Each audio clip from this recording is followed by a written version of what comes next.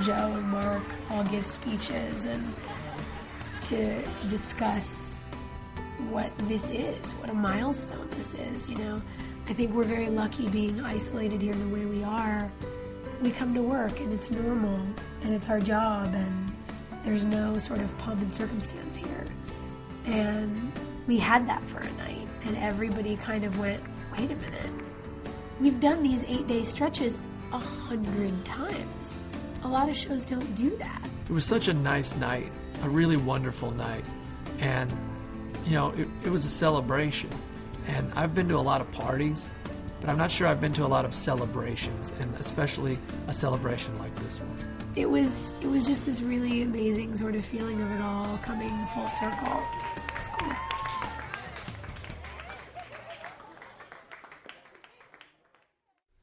Okay, so if this show went another 100 episodes, that would be 200. We didn't. Let's see. If Nathan was around for episode 200, what would that be? Another? And let's say that we jumped ahead another 5 years. Given we don't do any more time jumps, Peyton would probably be what, like in her late 20s? Unless we did another 4-year jump, so it could be anywhere from 3 to 10 years. I think they're crafting the cane for me right now. I would say Nathan would be a veteran in the NBA. That's where I would like to see Nathan. A veteran in the NBA, schooling some young rookie. Here's my thing. All the stuff that has happened to this girl, she's gonna crack up.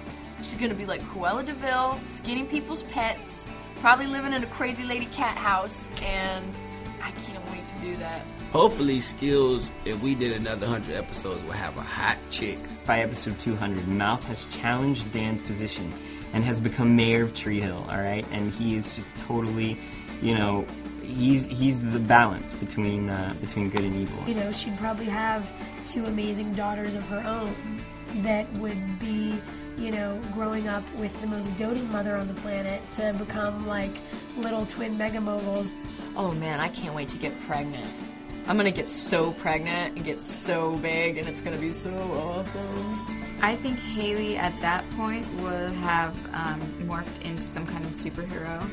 And I think she would be in the midst of taking over the world. Lucas is going to become a therapist. He does exactly what a therapist does. He sits, he listens, he occasionally throws in a bit of sense, and everyone kind of figures out their problems for themselves. And he says, and how do you feel about that? Yeah, I think 200 episodes is something that would be, I'm not sure that we would all be around. At the same time, we've been talking about One Tree Hill, the Jackson years, so we could go up for 13 more possible. You know what? Bring it on. You know, it hasn't beaten me yet. As a matter of fact, it's been completely the opposite. It's been 100 episodes that have been really wonderful in a life-changing way. You know, I think that's probably the most emotional part about this whole thing is it's like a chapter of your life that it goes by so much faster than you think.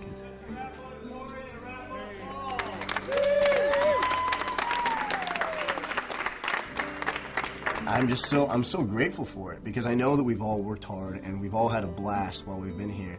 And we're all so fortunate, but you know, to really make it to 100 episodes, you look back, you think about that number, we all just sort of formed this bond. It became a family, and it's just something that I probably will never be a part of again, and I will never forget it. Hey, buddy. You want to hug me? Oh. Rehearsal's up in Jamie's bedroom. It's funny, the first time in my life I actually understood what that family sentiment meant when it wasn't actually your family. And it wouldn't be like that in Los Angeles. If it was in Los Angeles, we'd all go our separate ways at the end of the day, and we'd have our other lives. It would have never become the way it is here. I think for the rest of our lives, we will always, whether our careers are very long, and I'm 65 years old and sitting in an award show with someone else who's on our cast, I think that there will always be that look across that room, and you'll always see each other, and just that there will be a moment of comfort. You look over and you see James 20 years from now.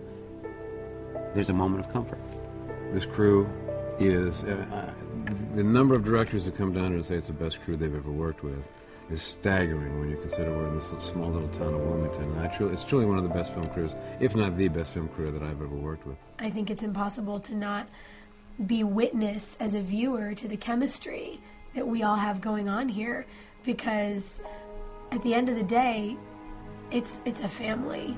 That closeness and the fun that we infuse into our 16-hour days, I think, translates onto the screen. It's impossible to not feel the energy that happens on our set. It's very cool to see how this mark of 100 has sort of affected everybody. Good game, that's a wrap.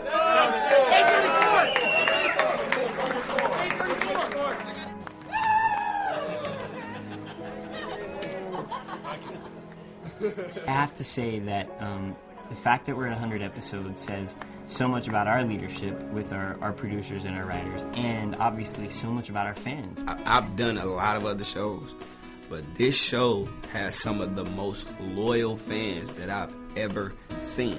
Everybody got inducted into the Hall of Fame for believing in the show, for participating in the show. And when you think about all the times we were on the bubble, you know, the fans got inducted with us. This is their 100th episode, too.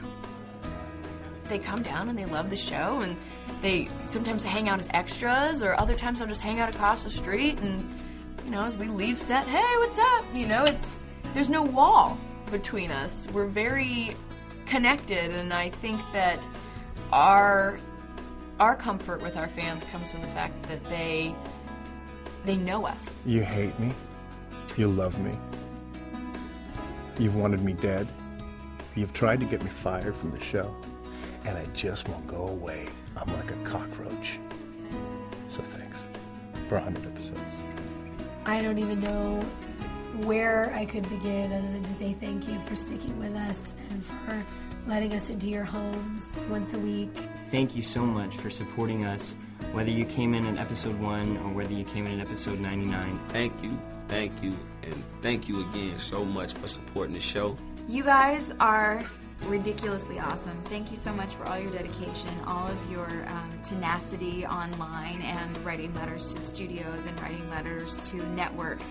You have kept us on the air for years and years. You've done more for us than any publicist or executive or anybody could do, because your voice is sincere and it's true. Thank you so much for 100 episodes. You know that we couldn't have done it without you. You guys have been there every step of the way supporting us. Thanks for giving me one of the best experiences of my life, and I hope that we've been able to give you some enjoyment back.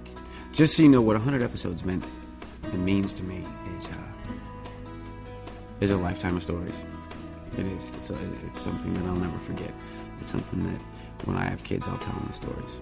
I think the most humbling thing about this entire journey is that we set out to make someone's favorite show.